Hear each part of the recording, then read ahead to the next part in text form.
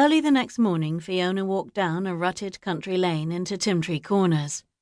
She strode up the cobbled streets, which were lined with tall, narrow Elizabethan buildings, huddled together like ponderous old women. The second and third stories of the aged, half-timbered, wattle and daub structures jutted out over the street. Bedding hung, airing out, over the upper window-sills as women set about their morning work. She dashed out of the way as the contents of a chamber pot splashed to the ground. A woman screeched, "It's her!" Fiona winced and tried not to look up as shutters slammed shut above her head. She lengthened her already vigorous stride and crossed the street. But it was too late. Villagers huddled inside their shadowed doorways. Worry lines creased their brows.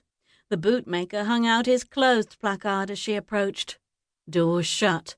The hum and rattle of morning activities tapered off into an eerie silence. Fiona passed by Mrs. Twillhammer's open window.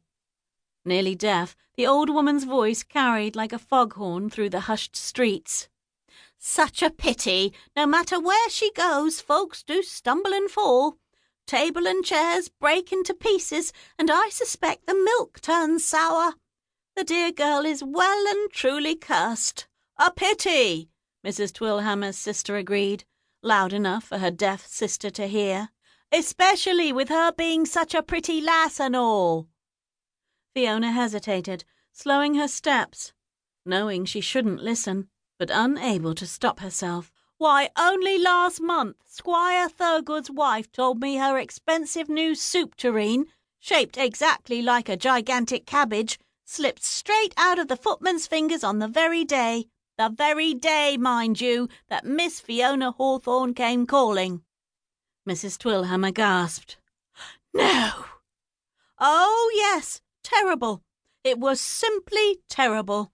The lovely bowl smashed into 1,000 pieces. Fish soup splattered everywhere. Oh, and the smell. Well, you can just imagine the smell." "Never mind," Fiona whispered to herself, and picked up her pace, striding briskly past the milliner's shop, the shoemaker's, and the wheelwright. She fancied she could hear people exhale in relief as she passed them by, and the clank and clatter of life began again in her wake. She carried a book tucked under one arm and headed in a straight line toward Mr. Quentin, bookseller. A red-haired lad stuck his head out from a narrow passageway between two buildings. His eyes opened wide, and he darted off like a rabbit. Fiona shook her head. They were so terribly frightened of her. Perhaps she ought not to venture into the village any more. Finally, she stood in front of the bookseller's open door. Mr. Quentin, a small, plump man, balanced precariously at the top of a ladder.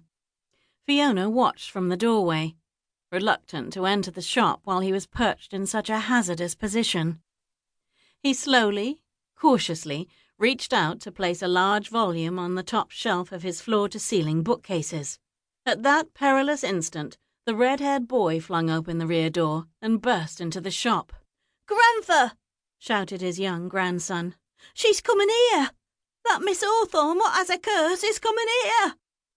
The door banged into the ladder, unbalancing it.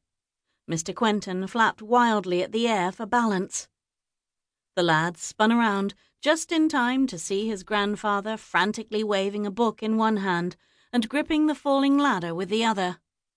The old man crashed down onto a table of books. Leather-bound tomes shot out in every direction. "Grandfer!" cried the boy, dodging a flying book. Fiona dashed into the room to help. The boy saw her and turned white as a sheet. "You killed him!" "Nonsense," she snapped.